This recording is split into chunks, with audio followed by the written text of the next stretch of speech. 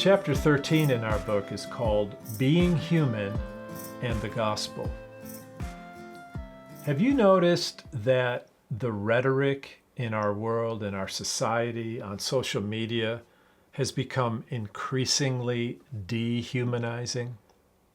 Have you noticed the name calling in our politics? Have you noticed the way, even among Christians, that bullying, insulting people, calling people names, using epithets has been normalized? Have you noticed that there is an increasing amount of dehumanization going on in our society, in our world, maybe even in our churches? I've noticed. I'm very troubled by what I'm seeing, especially having done the research that I've done and understanding how these things lead to violence. I mean, I think it relates really meaningfully to what Jesus says when he says, if you even say to your brother, you fool, it's as if you have murdered him. And he's saying that not just to emphasize the importance of speaking to one another in ways that are honoring and humanizing, but I think he's also pointing us to the fact that a lot of times violent words or dehumanizing words lead to the devaluing of human life and to violence. Yes. And I think we're kind of seeing that increasingly. I mean, right now it's manifesting a lot actually in violence against oneself.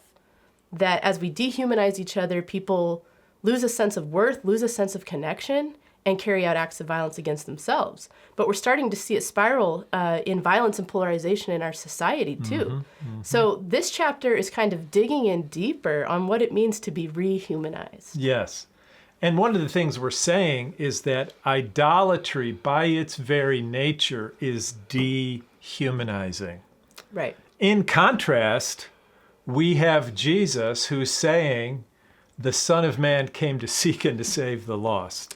Yeah, And Son of Man, as a term, can also be translated as true human being. And we've really captured this idea in this chapter. We're really honing in on the idea of Jesus as the way of being truly human. Right, that Jesus is restoring God's glory in us, where we have made exchanges of that glory, where we have, because we have diminished our view of God, really, we've also diminished our view of each other. And it leads to violence, it leads to disintegration in our society, and yet we are not without hope because of the gospel, being human in the gospel. So what if salvation was not just about having the way to get to heaven, but it was also about the way to becoming truly human? That's what chapter 13 is all about.